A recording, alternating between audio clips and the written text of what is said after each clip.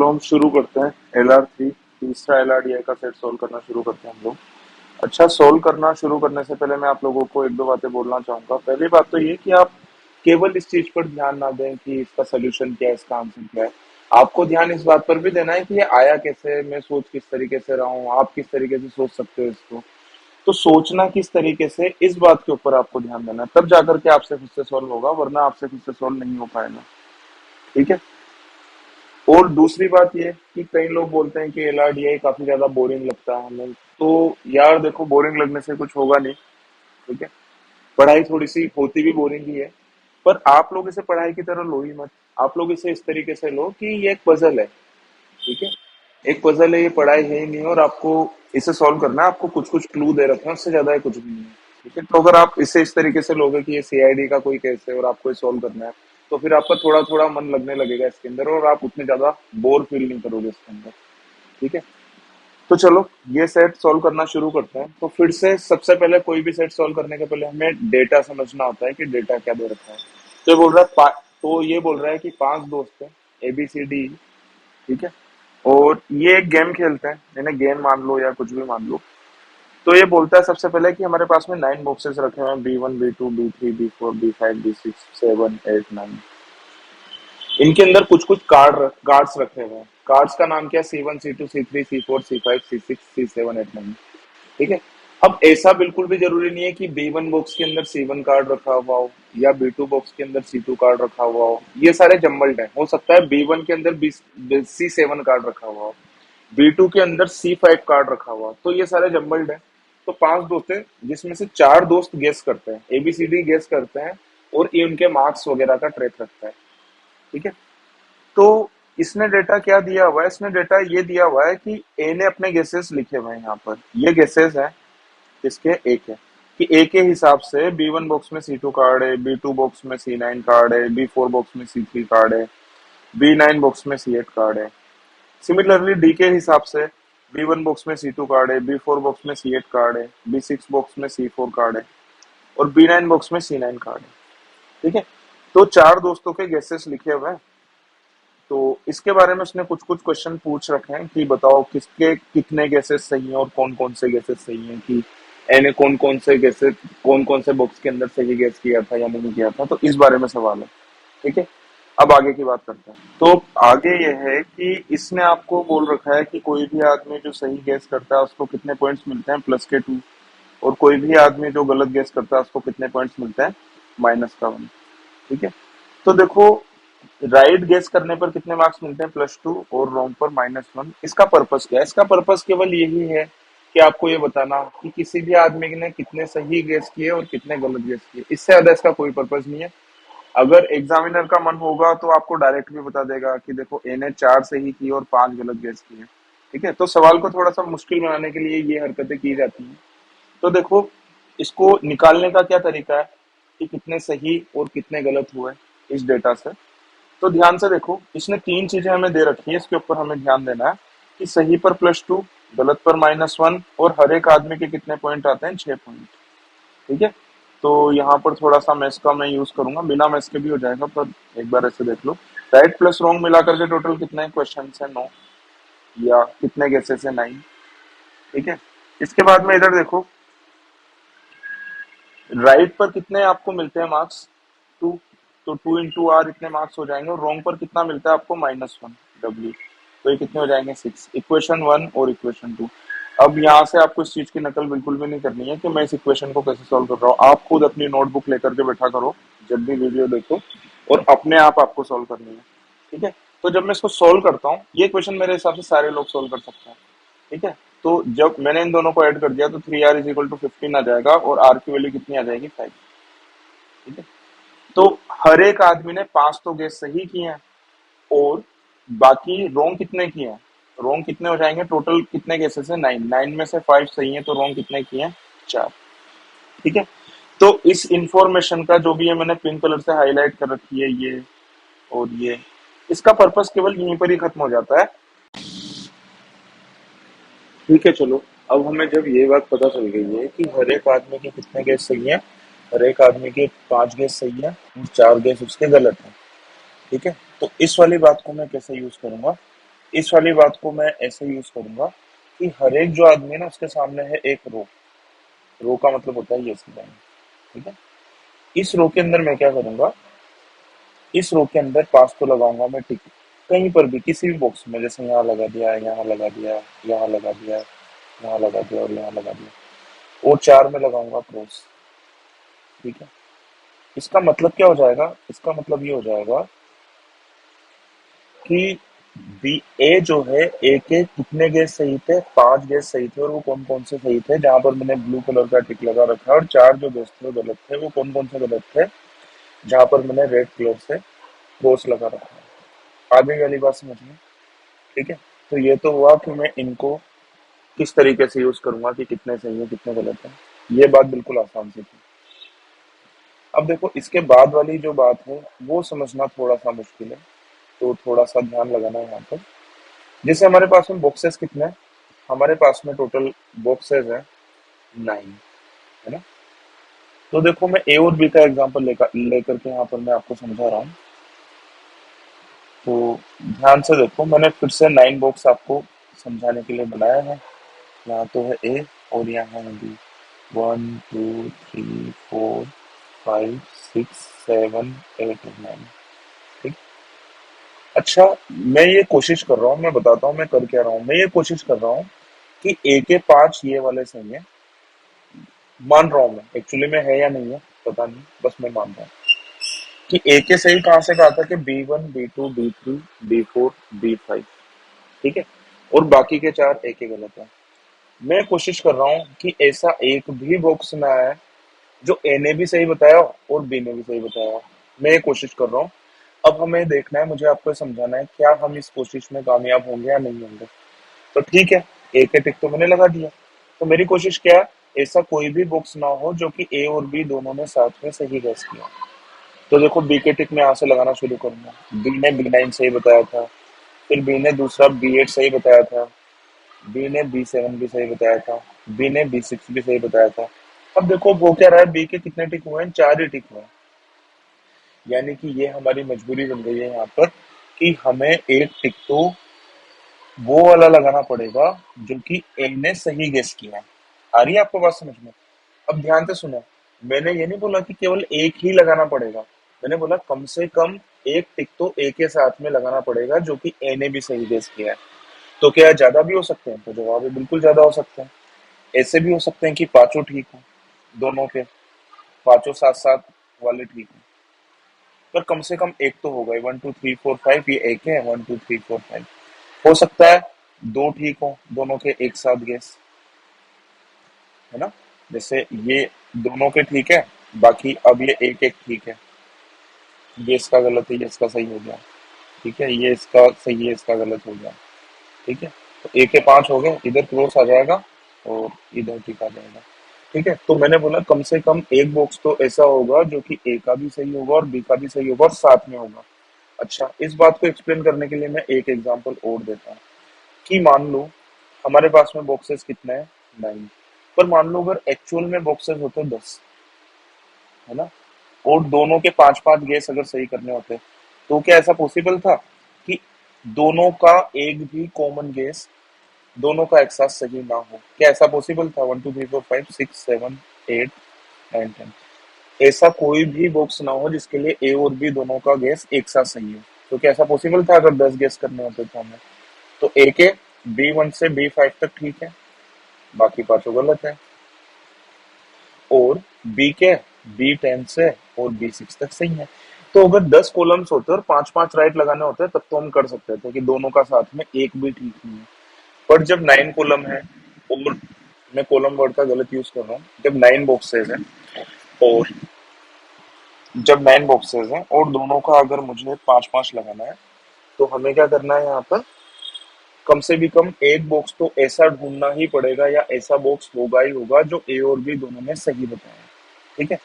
चलो ठीक है, इस बात को ध्यान रखना, मैं काफी एक्सटेंसिवली यूज करने वाला हूँ इस पूरी बात को सॉल्व करने के लिए। तो ध्यान से सुनो इसके आगे की बात। अब ए और बी, और ये बात केवल ए बी के लिए नहीं है, ए और सी के लिए भी, कम से कम ए बी के लिए भी ऐसा होगा कोई ना कोई एक सेट ऐसा, एक बॉक्स ऐसा जो दोनों ने सही गेस किया है। ए सी के लिए भी कोई ना कोई ऐसा होगा जो दोनों ने साथ में सही गेस किया है। एडी के लिए भी होगा। फिर बीसी के लिए भी कम से कम कोई एक बॉक्स ऐसा होगा जो कि दोनों ने साथ में सही गेस किया है। ठीक है। इसके अलावा बीडी के लिए भी कोई ऐसा एक बॉक्स कम से कम होगा जो दोनों ने साथ में सही गेस किया है। और इसके अलावा फिर सीडी के लिए भी कोई ना कोई एक बॉक्स ऐसा होगा जो कि दोनों ने साथ में सही गेस किया है। ठीक है। अब इसके आगे की बात सुनो। क्या मैं कोई भी बॉक्स मान लूंगा अपने मन से जो ए और बी दोनों ने साथ में सही गेस किया है? क्या मैं मान सकता हूँ बी वन बॉक्स दोनों ने साथ में सही गेस किया है? तो जवाब है कि बी वन बॉक्स तो कभी भी दोनों साथ में सही गेस कर ही नहीं सकती, क्योंकि ए कुछ अलग बात बोल रहा है और बी कुछ अलग बात बोल रहा है। आ रही है आपको बात समझ में? ए बोल रहा है कि इसके अंदर तो सी टू कार्ड है और बी बोल रहा है कि इसके अंदर सी एट कार्ड है। तो ये वाला बॉक्स तो दोनों साथ में कभी सही गेस कर ही नहीं सकते। तो कौन कौन सा बॉक्स से सही गेस कर सकते हैं साथ में? क्या बी टू कर सकते हैं? नहीं। बी थ्री कर सकते हैं। तो देखो, मैं यहाँ पर ग्रीन कलर का मार्क लगा रहा हूँ। बी फोर कर सकते हैं? तो जवाब है नहीं। बी सिक्स कर सकते हैं। बी सिक्स मैंने गलत बोल दिया, बी फाइव कर सकते हैं। बी सिक्स भी नहीं कर सकते, बी सेवन भी नहीं कर सकते, बी एट भी नहीं कर सकते और बी नाइन भी नहीं कर सकते। ठीक है। तो उसको मैं देख चुका हूँ पूरे तरीके से। अब एसी के लिए देखो ये वाली बात। अभी मैं पूरा श्योरिटी के साथ में टिक यहाँ पर इसलिए नहीं लगा रहा हूँ क्योंकि मुझे एक, कम से कम एक ही बॉक्स चाहिए। मुझे नहीं पता कि दो बॉक्स साथ में उनके ठीक होंगे या नहीं होंगे। तो वो टिक मैं 6 पर लगाऊं या 5 पर लगाऊं, इसलिए मैं छोड़ रहा हूँ। और मैं हर बार बोलता हूँ कि एलआरडीआई के अंदर जो जो चीज आप श्योरिटी के साथ में कर सकते हो वो करते जाओ, और नहीं कर पा रहे हो तो आपको आगे का सोचना चाहिए। दूसरा क्या है, एसी का भी कम से भी कम एक बॉक्स ऐसा होगा जो कि दोनों ने साथ में सही गेस किया होगा। तो वो वाला बॉक्स कौन सा होगा? देखो, इसका हाईलाइट में कर रहा हूँ पिंक से। बी वन नहीं हो सकता, बी टू नहीं हो सकता, बी थ्री नहीं हो सकता, बी फोर नहीं हो सकता, बी फाइव हो सकता है। ठीक है। बी सिक्स नहीं हो सकता, बी सेवन नहीं हो सकता, बी एट नहीं हो सकता, बी नाइन भी नहीं हो सकता। तो देखो, यहाँ पर मैं पूरी श्योरिटी के साथ में कह सकता हूँ कि ए और सी का कम से भी कम एक बॉक्स सही होना चाहिए था दोनों का साथ में, क्योंकि हमें 9 बॉक्स हैं और दोनों के मिलाकर के 5-5 टिक लगाने हैं राइट के निशान। तो कम से कम एक बॉक्स तो कॉमन आएगा ही। वही वाली बात जो मैं ऑलरेडी एक्सप्लेन कर चुका हूँ। ठीक है। तो देखो, इसका हम श्योरिटी के साथ में कह सकते हैं कि ये वाला इन दोनों ने सही गेस किया है। यानी कि हमें क्या पता चला कि बी फाइव बॉक्स के अंदर कौन सा कार्ड था? सी सिक्स कार्ड था। अब बी फाइव बॉक्स के अंदर सी सिक्स कार्ड था, तो बी भी तो ये बोल रहा था कि बी फाइव के अंदर सी सिक्स कार्ड है। तो ये बी का भी एक ट्रिक हो गया, है ना? तो अभी तक हमारी टेबल कितनी कंप्लीट हुई? इतनी कंप्लीट हुई कि अभी तक मुझे ए बी सी के 5-5 टिक लगाने थे, एक एक हम लगा चुके हैं। अब इसका और मैं क्या यूज कर सकता हूँ? अब मुझे ये तो पता चल ही गया कि जो सी सिक्स कार्ड था वो कहाँ पर था? बी फाइव में था। मतलब अब सी सिक्स और भी जहां पर लिखा हुआ है उसको हम गलत कर देंगे। क्या बी वन बॉक्स के सामने लिखा हुआ है कहीं पर सी सिक्स? नहीं। बी टू में भी नहीं। बी थ्री में लिख रखा है, गलत कर दो, यहाँ पर हो ही नहीं सकता क्योंकि सी सिक्स कार्ड है बी फाइव में। ठीक है। और कहीं पर लिखा हुआ है सी सिक्स, तो बी फोर में नहीं लिखा हुआ। ठीक है। और कहीं पर भी नहीं लिखा हुआ। इसके अलावा एक और काम हम और भी कर सकते हैं। क्या कर सकते हैं कि बी फाइव के अंदर क्या कार्ड था? C six. तो डी क्या बोल रहा है? डी गैस कर रहा है बी फाइव के लिए सी फाइव। तो ये भी गलत हो जाएगा। आ रही है आपको बात समझ में? ये भी गलत हो जाएगा। ठीक है। अब देखो, हम एडी के लिए देखते हैं कि एडी का कम से कम एक गेस साथ में सही होना चाहिए था। तो देखो, एडी के लिए क्या क्या पॉसिबिलिटी आ रही है। तो देखो, मैं हाईलाइटर का कलर यहाँ पर चेंज कर रहा हूँ और मैं हाईलाइटर का कलर ले रहा हूँ इस बार रेड। ठीक है। एक ही हो सकता है, सी टू हो सकता है, और इधर से आपका बी टू नहीं हो सकता, बी फोर भी नहीं हो सकता, और बी सिक्स हो सकता है, बी सेवन भी हो सकता है, और बी एट भी हो सकता है। तो देखो, इसमें तो काफी सारे केस बन गए, हालांकि हमने इसे देख जरूर लिया। बाकी इससे हम ज्यादा कुछ कर नहीं पाएंगे। ठीक है। ज्यादा हेल्प हमें इससे मिलेगी नहीं। तो इससे मैं अभी रब कर रहा हूँ यहाँ से। इसके बाद में नंबर ले लेते हैं हम लोग बीसी का। बीसी का भी साथ में कम से कम एक कॉमन गेस सही होगा। तो ध्यान से देखो, क्या वो बी वन बॉक्स के लिए हो सकता है? नहीं। बी वन बॉक्स के लिए दोनों अलग अलग बातें कर रहे हैं। बी टू बॉक्स के लिए हो सकता है। ठीक है। बी टू बॉक्स के लिए हो सकता है, बी थ्री के लिए नहीं, बी फोर के लिए नहीं, बी सिक्स के लिए हो सकता है। तो आप थोड़ा सा मायूस हो गया होगा मन इससे। कोई बात नहीं।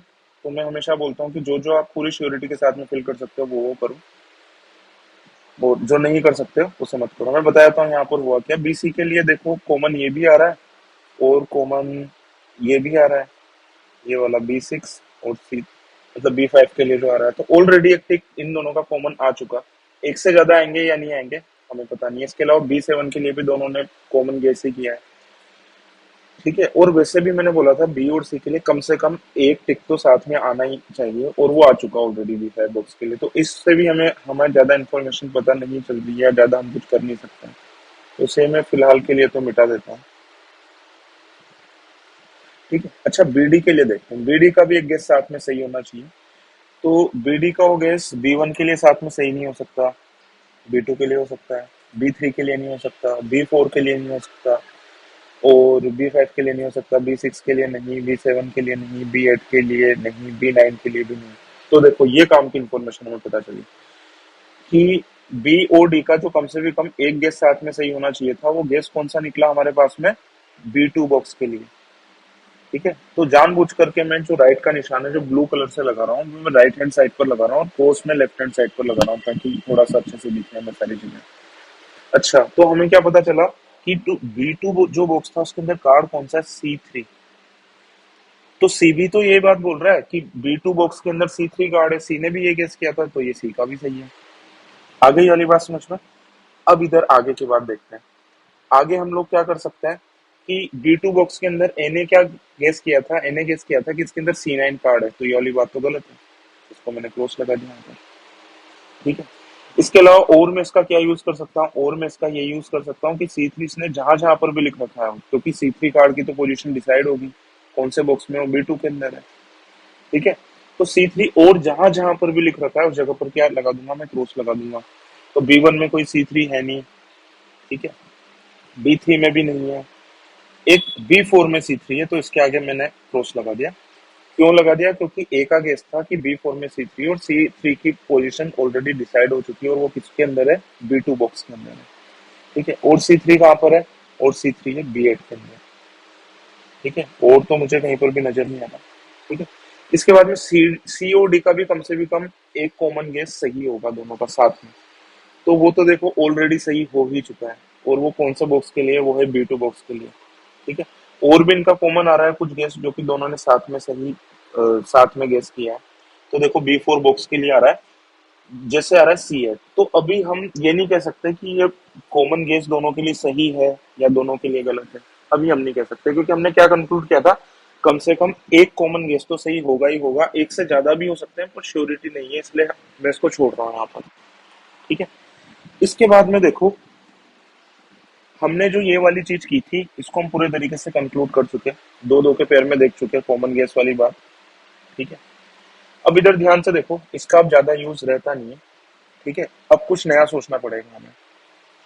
तो देखो नया क्या सोच रहे हैं हम इसके अंदर, नया हम ये सोच रहे हैं कि ए और बी जो थे उनके अंदर कितने कॉमन गैस आ गए अभी तक, कितने कॉमन गैस है उनके अंदर, तो दो। एक तो B3 के लिए, एक C6 के लिए। आ गई वाली बात समझ में। अब इधर ध्यान से देखो, मैं यहाँ पर केसेस बना करके देख रहा हूँ। ठीक है, तो केसेस में आपको यहाँ पर बना करके दिखा देता हूँ। मुझे आपको एक बात समझानी है। ठीक है, अगर ये वाली बात आपने समझ ली, इसके बाद में बाकी का सेट काफी आसान हो जाएगा। ठीक है, मैं यहाँ पर केसेस बनाऊंगा, केसेस ये बनाऊंगा। अच्छा, ये बात तो आप मानते हो कि दो केस यहाँ पर ऐसे बनेंगे कि या तो B3 के अंदर C5 कार्ड है या फिर B3 के अंदर C5 कार्ड नहीं है। आ रही है बात समझ में। तो ये हो जाएगा आपका B1, ये हो जाएगा B2, ये हो जाएगा B3, ये हो जाएगा B4, ये हो जाएगा B5, ये हो जाएगा B6, ये हो जाएगा B7, ये हो जाएगा B8, और ये हो जाएगा B9। ठीक है, अभी तक B6 के अंदर दोनों का एक एक टिक साथ में आ चुका है, और कहां पर चांस है इनके दोनों के साथ में टिक आने के, यहाँ पर। ठीक है, उसके अलावा दोनों के साथ में टिक कहीं पर भी नहीं आएंगे। मैंने मान लिया कि इन दोनों जगह पर क्या आ रहा है, क्रॉस। मैंने मान लिया कि दोनों जगह पर क्रॉस आ रहा है। अच्छा, अब इधर ध्यान से देखो, B1 जो बॉक्स है वहां पर अगर मैं ए का टिक लगा रहा हूँ, मेरे को दोनों के कितने कितने टिक लगाने हैं, 5 5, एक एक दोनों के आ चुके हैं, और मैंने मान लिया B3 के अंदर है दोनों बॉक्सेस का क्रॉस। ठीक है, मतलब B3 के अंदर दोनों ने जो साथ में कॉमन गेस किया था वो गलत किया था। B3 के अंदर ये है ही नहीं, 5 है ही नहीं। ठीक है, कोई दूसरा कार्ड है, तो मैंने दोनों के ऊपर लगा दिया क्रॉस। अब B1 के अंदर आपको ये वाली बात यहाँ से देखनी पड़ेगी कि किसी एक ही आदमी के अंदर राइट आ सकता है, या तो ए के अंदर राइट आएगा या फिर बी के अंदर राइट आएगा। आ रही है बात समझ में? B2 के अंदर भी कितने बॉक्सेस के अंदर राइट आ सकता है? केवल एक ही के अंदर राइट आ सकता है। क्यों आ सकता है? और एक के अंदर राइट क्या आ सकता है, आ भी रहा है, ऊपर हम टेबल में फिल कर चुके हैं। क्यों? क्योंकि दोनों ने अलग अलग गेस किया है। अगर मैं एक का सही मान रहा हूं तो दूसरे का गलत मानना ही पड़ेगा। और अभी हम कितने टिक लगा चुके हैं? 2। और दोनों को मिलाकर के मुझे कितने टिक लगाने हैं? 10। B4 बॉक्स के अंदर भी सेम वही बात, किसी एक का ही सही आएगा। B5 बॉक्स के अंदर भी वही सेम बात, किसी एक का ही सही आएगा। B7 के अंदर भी वही बात की किसी एक का ही सही आएगा। B8 के अंदर भी वही वाली बात की किसी एक का ही सही आएगा, दोनों का साथ में सही नहीं हो सकता। और B9 के अंदर भी वही वाली बात की किसी एक का ही सही आएगा। 2 टिक में ऑलरेडी लगा चुका था। कहां पर? ये यहाँ पर लगा चुका था, देखो मैं भी आपको हाईलाइट करके दिखाता हूँ। ये यहाँ पर मैं लगा चुका हूँ, ठीक है। 2 टिक लगा चुका था, टोटल लगाने थे 10, यानी कि 8 टिक और लगाने थे। पर अगर मैं B3 को अगर मैं मान लेता हूँ कि B3 के अंदर दोनों के अंदर क्रॉस आ रहा है, तो कितने टिक और लगा सकते हैं दोनों के अंदर मिला करके? 1 2 3 4 5 6 7। आ रही है बात समझ में? और टोटल दोनों को मिला करके कितने टिक लगाने थे मुझे? 10। यानी कि अगर मैं ये मानता हूं तो मैं कर ही नहीं पाऊंगा, 10 टिक कर ही नहीं पाऊंगा। यानी कि जो भी मैंने अज्यूम किया था कि B3 के अंदर दोनों का क्रॉस है, ये वाली बात गलत थी। इसका क्या मतलब हो जाएगा कि B3 जो गेस किया था दोनों ने साथ में गेस किया था, तभी इनके 10 टिक हो पाएंगे, वरना इनके 10 टिक हो ही नहीं पाएंगे। ठीक है। तो इस वाली बात से मुझे क्या पता चला कि B3 के अंदर कौन सा कार्ड है? C5। B3 के अंदर C5 कार्ड है। तो सी क्या बोल रहा था? सी बोल रहा था B3 के अंदर तो C2 कार्ड है, ये वाली बात इसकी गलत हो गई। और क्या कर सकता हूं मैं? और मैं ये कर सकता हूं इससे कि B5 कार्ड और किसी दूसरी जगह पर गेस किया हुआ है या दूसरी जगह पर लिखा हुआ है, तो मैं इसको गलत कर सकता हूँ। ठीक है। तो देखो C5 कार्ड B6 में लिखा हुआ है, सी ने गेस किया हुआ है कि B6 के अंदर था C5 कार्ड, तो इसके आगे मैं क्रॉस लगा दूंगा यहाँ पर। ठीक है। और कहां पर मैं क्रॉस लगा सकता हूँ? और कहीं पर भी नहीं लगा सकता। आ गई आपको ये वाली बात समझ में? ठीक है। इसके आगे करें हम लोग। ठीक है। अब देखो आगे मैं क्या करूंगा, आगे मैं बिल्कुल सेम कॉन्सेप्ट यूज करूंगा सीओडी के लिए। ठीक है। जो मैंने ए और बी के लिए यूज किया था, कौन सा वाला? B3 बॉक्स के अंदर कार्ड C5 है, बिल्कुल सेम कॉन्सेप्ट में यूज करूंगा। क्योंकि सी और डी के अंदर एक और कॉमन आ रहा है, वो आ रहा है कॉमन गेस आ रहा है B4 के लिए। ठीक है। तो देखो मैं दोबारा समझाता हूँ, आपका ए और बी का भी रिवाइज हो जाएगा कि मैंने क्या किया था वहां पे। ठीक है। तो देखो इसके अंदर सी और डी के मिलाकर के दोनों मुझे कितने टिक लगाने हैं? 4 5 6 7 8 9। So this is box 1, box 2, box 3, box 4, box 5, box 6, box 7, box 8 and box 9। तो देखो दोनों के अभी साथ में कौन से टिक लगे हुए हैं? ये वाले टिक लगे हुए हैं। और कहाँ कहाँ पर ये साथ में आ सकते हैं? B1 में साथ में टिक नहीं आ सकते। क्यों नहीं आ सकते? इसका कारण भी देखो, क्योंकि सी तो बोल रहा है इसके अंदर C4 है, और डी बोल रहा है इसके अंदर C2 कार्ड है। तो दोनों की बातें तो सही हो नहीं सकती, किसी एक ही जगह पर टिक आएगा। तो देखो यहाँ पर कितने जगह पर टिक आ सकता है? केवल एक जगह पर टिक आ सकता है, B3 बॉक्स के अंदर। तो दोनों ही गलत है। या तो आएगा तो एक जगह पर आएगा, या फिर दोनों गलत होंगे। दोनों साथ में टिक कहां पर आ सकता है? केवल B4 बॉक्स में। तो केवल देखो B4 बॉक्स को मैं हाईलाइट करके छोड़ रहा हूँ। B4 में दोनों का साथ में टिक आ सकता है। यहाँ पर तो दोनों के अंदर क्या कर रखा है? गलत ही कर रखा है। ठीक है। इसके अलावा B5 बॉक्स में C5 इसका गलत है, इसका यहाँ पर, इसका यहाँ पर गलत है, इसका यहाँ पर गलत है B8 के अंदर। ठीक है। तो देखो मैं आपको क्या बात समझाने की कोशिश कर रहा हूँ कि अगर मैं ये मान लूं कि B4 के अंदर दोनों का गलत है, जो हाईलाइट कर रखा है मैंने दोनों का गलत है, तो मेरे को टोटल कितने? 5 इसके टिक करने हैं, 5 इसके टिक करने हैं, टोटल कितने टिक करने हैं? 10। अभी मैं यहाँ पर एक टिक लगा सकता हूँ, दोनों बॉक्सेस में लगा नहीं सकता सी और डी के सामने। ठीक है। यहाँ पर मैं सी का टिक लगा सकता हूँ एक, यहाँ पर भी मैं डी का टिक लगा सकता हूँ एक, यहाँ पर भी मैं किसी एक का ही लगा सकता हूँ, क्योंकि B7 में दोनों अलग अलग बात कर रहे हैं। सी बोल रहा है कि B7 के अंदर C9 कार्ड है, और डी बोल रहा है C1 कार्ड है।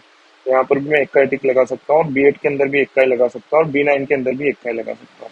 इसका मतलब 2 टिक लगे हुए हैं, कितने और लगा सकता हूँ? 1 2 3 4 5 6, केवल 6 लगा सकता हूँ। तो टोटल टिक कितने लगा पाऊंगा दोनों को मिला करके?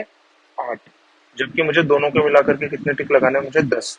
तो 10 टिक पॉसिबल नहीं होंगे अगर मैं B4 के अंदर अगर ये अज्यूम नहीं करता हूँ कि जो दोनों ने साथ में गेस किया था कि B4 के अंदर C8 कार्ड है, वो गेस को मैं सही ना मान लूं। तो B8 को मुझे सही मानना पड़ेगा। तो इधर देखो, ये दोनों गेस सही है। तो B4 का मेरे पास में क्या कार्ड आ गया? किसके अंदर कार्ड है? Card number 8। अब B4 के अंदर का गेस बी करता है किसके अंदर? तो बी C7 कार्ड है, तो ये वाली बात हो गई गलत।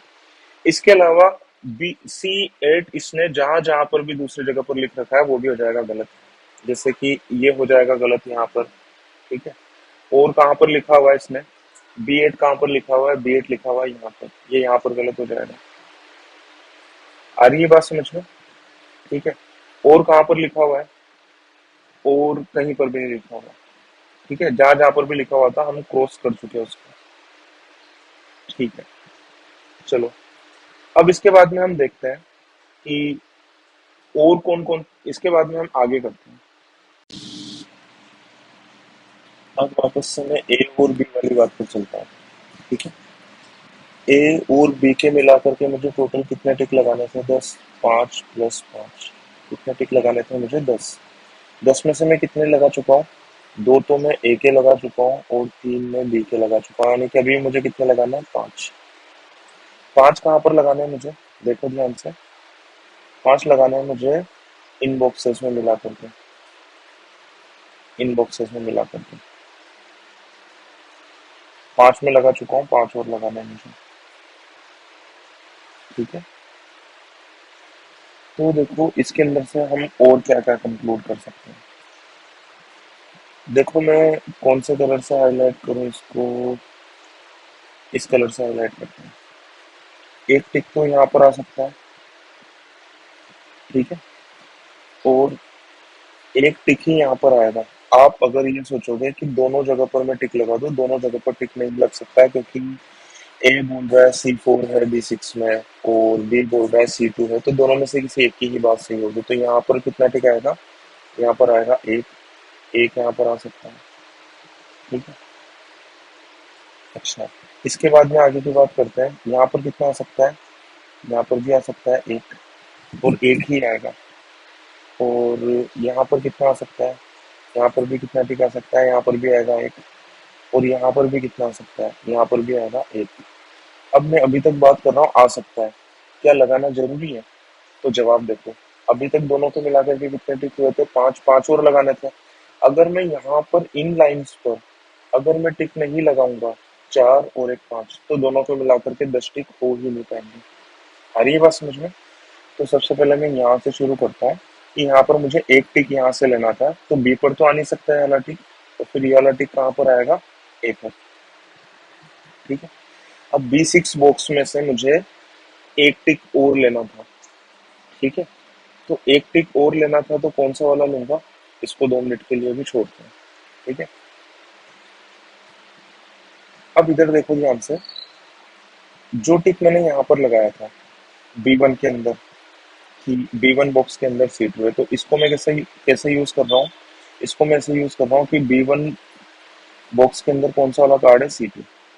C2 कार्ड है, यानी कि बाकी लोगों के गेसेस गलत हो जाएंगे। सी बोल रहा था कि B1 के अंदर C4 है, गलत हो जाएगा। C2 है, तो ये वाली बात सही हो जाएगी। आ रही है बात समझ में? ठीक है, इसके अलावा C2 और किसी दूसरी जगह पर अगर बोला गया, जैसे बी ने बोला था कि B6 के अंदर C2 है, तो ये वाली बात गलत हो जाएगी। और भी जहां पर भी C2 बोला हुआ है तो गलत हो जाएगा, और कहां पर मुझे दिख नहीं रहा। ठीक है, आगे वाली बात समझ में? अच्छा, अब इधर ध्यान से देखो, इसके बाद में हमें क्या करना है। तो मैंने आपको बोला था कि एक टिक मुझे कहाँ से चाहिए? B6 से चाहिए, है ना। एक टिक से चाहिए, B6 से चाहिए, ए और बी का मिला करके। तो ये बी से तो आ नहीं सकता, तो फिर ये कहाँ से आएगा? ये आएगा आपका यहाँ से, ए से। आगे वाली बात समझ में? रुक जाओ, उसको ब्लू पेन से लगाते हैं, यहाँ से आएगा। ठीक है, अच्छा, अब इधर ध्यान से देखते हैं। इसके अंदर B7 के अंदर ही मुझे कोई एक टिक लगाना है, या तो A में लगाऊंगा या B में लगाऊंगा, कहीं पर भी लगाऊंगा, लगाना है। और B9 के अंदर भी मुझे A या B में कहीं पर एक टिक लगाना है। A में आ नहीं सकता क्योंकि A में ऑलरेडी क्रॉस आ चुका है, तो फिर B में लगाना पड़ेगा मुझे एक टिक। अच्छा, ये टिक क्रॉस वाली बात समझ में ना आया तो जहाँ पर ये मैंने डार्क ब्लू कलर का हाईलाइटर चलाया था उस वाली स्टेप पर जाकर के दोबारा से देख लूँगा। अब देखो सी के अंदर 4 क्रॉस आने थे, 4 क्रॉस ऑलरेडी आ चुके हैं। अब जो भी बचा है वहाँ पर सी के क्या आएंगे, टिक आएंगे। देखो 4 क्रॉस कहाँ पर आ चुके हैं, B1 में आ चुका, B3 में आ चुका, B6 में आ चुका और B8 में आ चुका। ठीक है, तो अब B7 बचा है तो B7 में टिक आएगा, और B9 बचा है इसमें भी टिक आएगा। यानी कि B7 का कार्ड फिक्स हो गया। B7 का कार्ड था C9, और B9 का भी कार्ड फिक्स हो चुका। वो क्या आया, इसका कार्ड आया C1। अच्छा, मैंने टिक आगे लगा दिए हैं, मैं इनको हटा करके पीछे की तरफ लगा रहा हूँ। ठीक है, तो ये यहाँ पर आएगा और ये यहाँ पर लगाना है। ठीक है, अच्छा C9 का मुझे पता चल गया, C9 B7 में, तो D बोल रहा है C9 तो B9 में, तो ये वाली बात हो जाएगी गलत। ठीक है, इसके अलावा मुझे बात पता चल गई कि B7 के अंदर कौन सा कार्ड है, C9, तो A बोलता है कि B7 के अंदर कार्ड है C1, ये वाली बात भी गलत। ठीक है, D भी बोलता है कि B7 के अंदर C1, ये वाली बात भी गलत। और B बोलता है कि B7 के अंदर है C9, तो ये वाली बात भी सही। ठीक है, यहाँ तक आगे बात समझ में आप लोगों को। ठीक है, इसके बाद में देखो D के 4 क्रॉस आने थे, 4 क्रॉस ऑलरेडी आ चुके हैं। B3 में आ चुका है, B5 में आ चुका है, और B7 में आ चुका है, और B9 में आ चुका है। यानी कि मुझे 5 टिक चाहिए, तो जो भी बचे हैं वो टिक वाले बॉक्स ही हैं। तो ध्यान से देखो, D बोल रहा है B6 के अंदर एक बॉक्स खाली है, और वो बॉक्स खाली है B6 का। तो बोल रहा है B6 में क्या आता है, C4 आता है, तो यहाँ पर टिक आ जाएगा। ठीक है, उसके अलावा वैसे भी A के बॉक्स के अंदर C4 के अंदर टिक है, तो यहाँ से भी हम पहले से डिसाइड हो गया कि इसके अंदर C4 कार्ड है, तो इसको लिख देंगे। ठीक है, इसके अलावा एक और बॉक्स बचता है, वो बॉक्स कौन सा बचता है, C7 के अंदर भी टिक आएगा क्योंकि D के ऑलरेडी 4 क्रॉस आ चुके हैं। तो D बोलता है B8 के अंदर C7 कार्ड है, तो इसका भी प्लेस डिसाइड हो गया। B8 के अंदर C7 कार्ड है, तो ये भी डिसाइड हो गया। तो जो B बोल रहा था कि B8 के अंदर C4 कार्ड है, ये वाली बात गलत हो जाएगी, इसको हम क्रॉस कर देंगे। तो इस तरीके से हमारी पूरी टेबल कंप्लीट हो गई। ठीक है, तो ये वाला सेट मुश्किल था थोड़ा सा, मैं मानता हूँ मुश्किल था। ठीक है, आप लोग दूसरे अलग अलग तरीके से भी सोच सकते हैं, क्योंकि जितनी बार इस सेट को करने बैठो नए नए आइडियाज़ आपको मिलते जाएंगे। तो क्या सेट हमें देखना चाहिए या नहीं देखना चाहिए, तो जवाब है 100% देखना चाहिए, क्योंकि एक्चुअल पेपर में भी इस टाइप के सेट आ जाया करते हैं। टफ़ी आता है LRDA, और जब तक आप ऐसे टफ LRDA की प्रैक्टिस अगर आप नहीं करोगे तो फिर एग्ज़ाम में आप नहीं कर पाओगे, सोच ही नहीं पाओगे। दरअसल यही वो सेट्स हैं जो कि हमें सोचना सिखाते हैं। अच्छा, एक बात जो छोटी सी और मैं कंप्लीट करना भूल गया, B5 के अंदर C6 था, तो यहाँ पर भी आप टिक लगा सकते हो, C6 टिक था, टिक था। ठीक, ये शायद मुझसे मिट गया है, ये पहले से लगा हुआ था यहाँ पर। ठीक है, तो अब हम इसके चारों क्वेश्चन के अंदर अब कुछ भी नहीं है, चारों क्वेश्चन आप अपने आप ही सॉल्व कर सकते हो। बड़ी बात यही थी कि टेबल किस टाइप से बनाया हम लोग। ठीक है, चारों क्वेश्चन इसके बड़े आसान हैं, कोई दिक्कत होगी नहीं। मैंने जो टेलीग्राम ग्रुप है उसके अंदर मैंने इसके आंसर्स दे रखे हैं, तो वहाँ से आप मैच कर लेना। ठीक है, आज के इस वाले सेट के लिए इतना ही। ये समझ में आया नहीं आया मुझे कमेंट करके ज़रूर बताना। ठीक है, ऑल द बेस्ट।